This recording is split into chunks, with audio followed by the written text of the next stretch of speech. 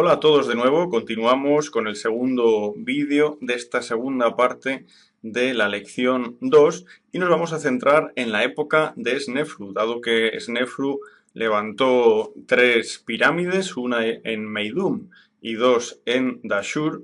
Vamos a observar la evolución que se detecta en estas desde la forma que aún se utilizaba en la tercera dinastía hasta el nuevo modo constructivo que ya dará lugar en su clímax a las pirámides de Jufu y Jafra en la llanura de Giza. Fijémonos en la fotografía y esquema de la izquierda.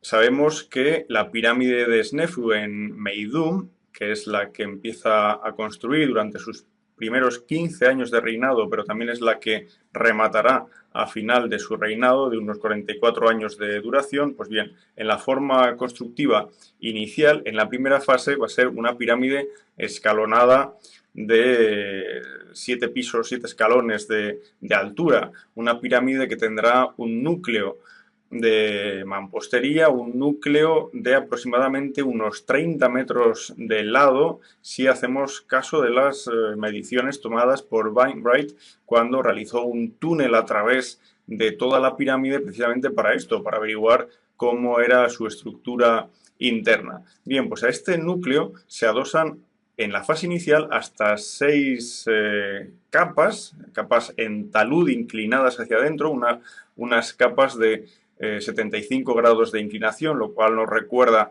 aquella estructura que vimos en la pirámide de Java en Zaviet el Arian. Y en la parte externa de estos escalones pensemos que el revestimiento era de caliza, exactamente igual que se hará posteriormente en las pirámides cuando éstas tengan caras lisas. Y ya en una segunda fase constructiva, ahora fijémonos en el esquema de abajo a la derecha, en una segunda fase constructiva se añadirá una nueva capa, alcanzando la pirámide ya unos 8 escalones de altura.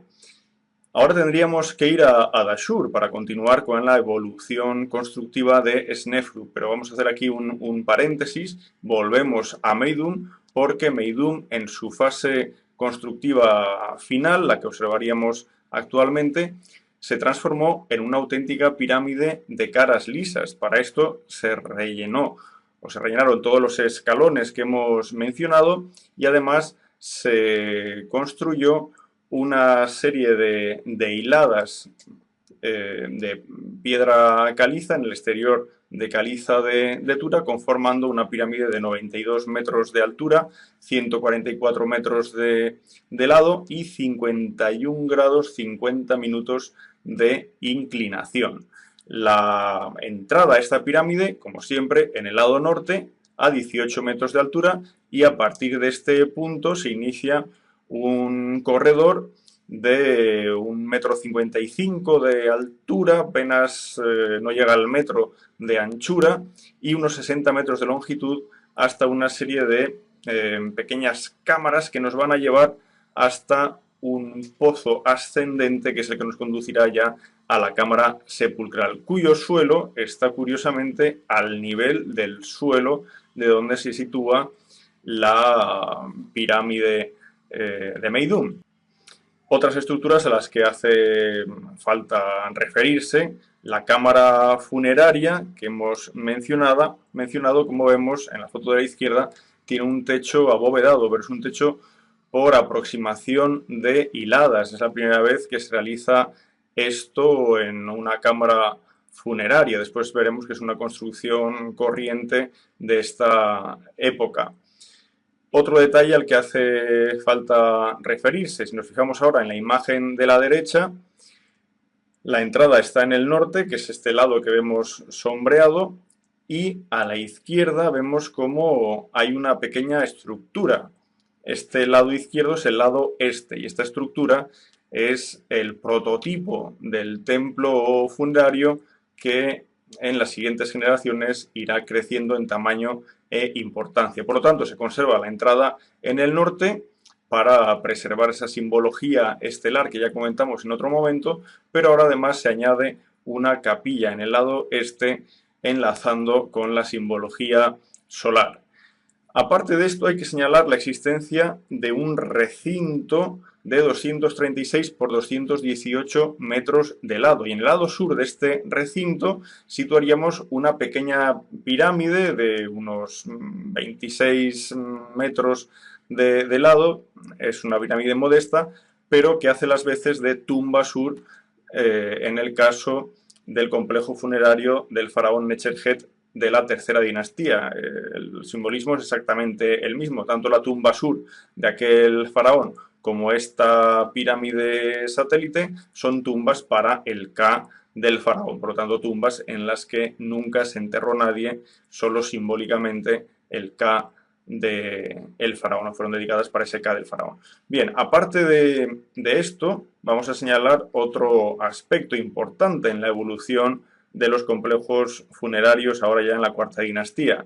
Desde ese pequeño templo funerario del lado este de la pirámide, templo que posee dos estelas enormes pero anepígrafas, desde ese templo, como decía, parte una rampa que va a conducir al llamado Templo del Valle. Esta rampa tiene 215 metros de longitud, 3 metros de anchura y originalmente tenía a ambos lados muros de unos 2 metros de altura, pero muros que acababan de manera redondeada y aparentemente no había techumbre en esta calzada, al contrario de calzadas posteriores. En fin, estamos viendo la estructura básica de un complejo funerario de la época de las pirámides. La pirámide, con su entrada al norte, el templo funerario en el este, el recinto que rodea el espacio sagrado de la pirámide, con la pirámide satélite, y la rampa que conduce al templo del valle. Estas son las estructuras básicas de un templo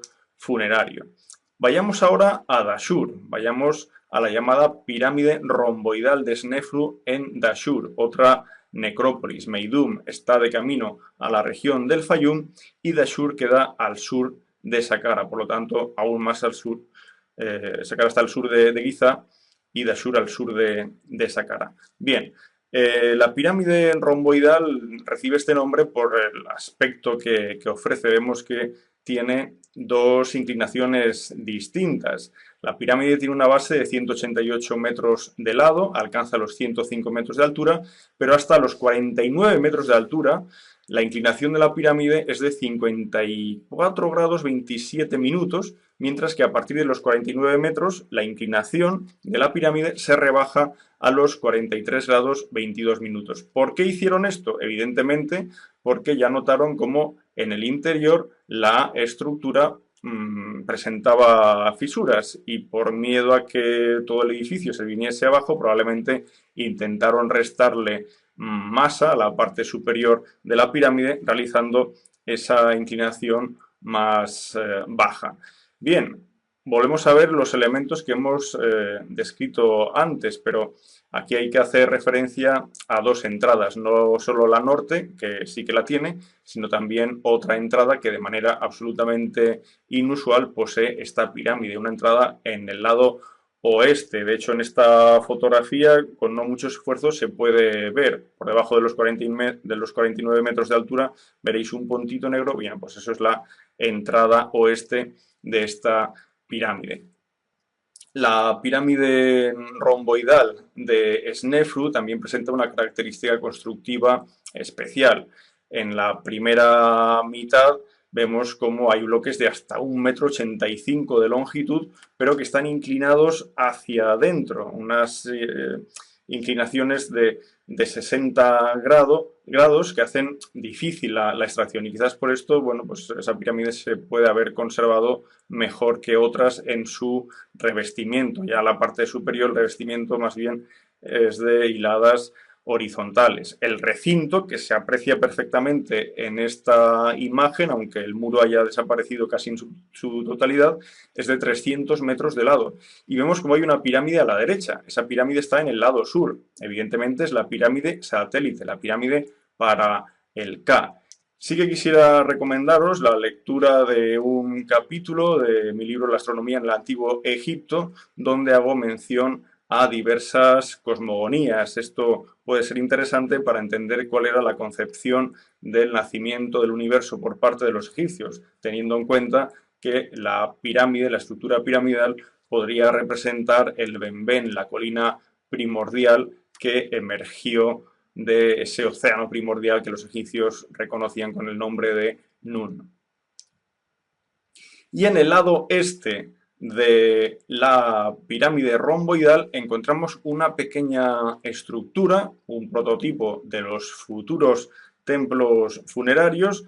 Aquí esta estructura es de modestas dimensiones, si bien posee dos altas estelas que alcanzaban originalmente unos 9 metros de altura. Estas sí que presentan inscripción e iconografía, no como las de Meidum. Presentan el nombre del faraón, pero también al faraón sentado en su trono con la vestimenta del Jeb-Set. Fijémonos en la necrópolis de Dashur. La pirámide romboidal es la que vemos en la parte superior a la derecha. Bien, pues desde el recinto de 300 metros que hemos descrito parte una rampa que nos conduce al llamado templo bajo, aunque en realidad posiblemente es un templo intermedio. Esa rampa alcanza hasta ese punto unos 700 metros de longitud y tiene 3 metros de anchura y unos muros que casi alcanzan los 2 metros de altura, similar por tanto al caso de Meidum. Pero desde este templo intermedio que comento, probablemente aún tendríamos que continuar la rampa hasta una posición más baja que correspondería con el auténtico templo del valle de esta tumba, un templo que aún no ha sido estudiado por la zona en la que se encuentra. Vayamos ahora más al norte. Vamos a ir a la llamada pirámide roja de Snefru, la tercera de las que estamos mencionando. La pirámide roja de Snefru está a 2 kilómetros al norte de la pirámide romboidal, tiene 220 metros de lado, por lo tanto en cuanto a anchura es la segunda pirámide más grande después de la Gran Pirámide, la pirámide de Jufu, pero dado que la inclinación de sus lados es de 43 grados 22 minutos, exactamente la misma que la parte superior de la pirámide romboidal, nos encontramos con que su altura aproximadamente es de 104-105 metros, es decir, lejos de la segunda posición que por su base le correspondería.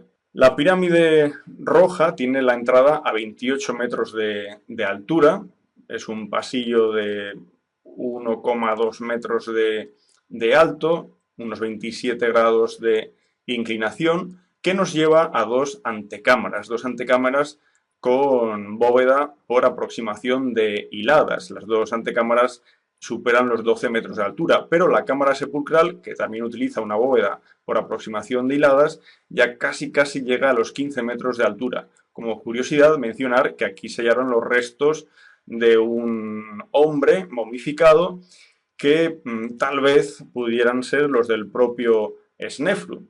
Después, otra cuestión, y es que el Instituto Arqueológico Alemán, por parte del excavador Rainer Stadelmann, aquí encontró el piramidión original de esta pirámide, un piramidión de 1,57 metros de base.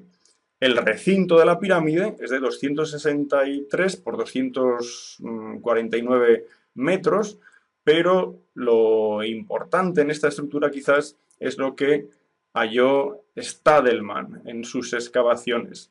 Él estuvo excavando, limpiando los restos acumulados del lado este de la pirámide y aquí halló datos de interés. Por una parte, en la primera hilada, en la base de la pirámide, halló un grafito del año 30, en realidad año 15, contando los bienios, correspondería al año 30 de Snefru. Pero en otro bloque situado 30 hiladas por encima del anterior, encontró un grafito que hablaba de una fecha 4 años posterior. Claro, esto es magnífico porque vemos cómo solo 4 años fueron necesarios para pasar de una primera hilada a una hilada número 30, y teniendo en cuenta que el porcentaje mayor de masa, de volumen de una pirámide se halla precisamente cuanto más cerca de la base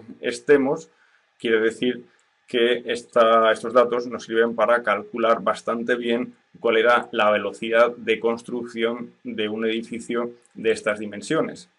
Con esta última imagen ya os quiero mostrar un esquema del perfil de las pirámides desde la época arcaica hasta el Imperio Medio, para ver a grandes rasgos cómo evolucionaron. Recordemos que las primeras pirámides, por ejemplo, pusimos, si os acordáis, aquel caso de la pirámide de Java en Zaviet el Arian, presentan un núcleo al que se adosan toda una serie de capas de anchura variable, pero según pirámides, claro, capas que pueden ser de unos 2 metros de ancho más, en fin, son capas que a modo de capas de cebolla se van agolpando a ese núcleo, capas en talud que corresponderían a la imagen número 1 que vemos aquí. Pero ya posteriormente, cuando llegamos a la cuarta dinastía y más bien a la época de Jufu, nos encontramos con una pirámide construida a base de bloques en hiladas horizontales con un revestimiento exterior con una piedra de mayor calidad. La interior caliza de la cantera local y la exterior caliza de Tura, que es una caliza más densa.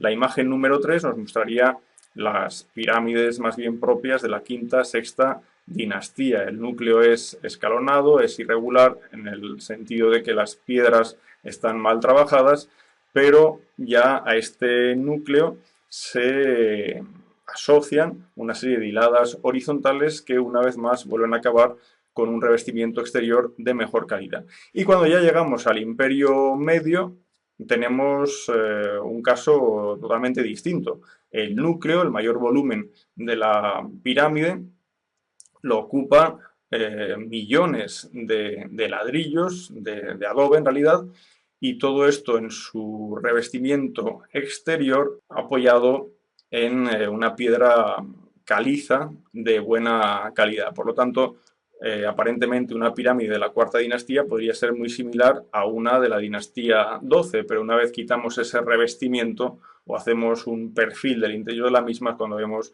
que las diferencias son notables. De hecho, las que mejor se conservan son precisamente las de la cuarta dinastía, porque su construcción tiene mejor calidad, al contrario de estas de la quinta, sexta o del Imperio Medio. Y un último detalle, generalmente se habla de Jufu, de Keops, como el gran constructor, pero si vemos los millones de metros cúbicos de piedra empleados por Jufu y comparados con los de su padre Snefru en sus 3 recintos funerarios de Meidum y Dashur, comprobamos cómo en realidad es Snefru el que debería llevar el título de gran constructor, puesto que él suma cerca de 3,5 millones de metros cúbicos de piedra, mientras que Jufu, su hijo, apenas supera los 2,5 millones de metros cúbicos. En todo caso, exceptuando Snefru, Jufu y Jafra, vemos como el resto de faraones están muy lejos de esas cifras astronómicas exorbitadas de volumen de metros cúbicos de piedra empleado por estos 3 faraones.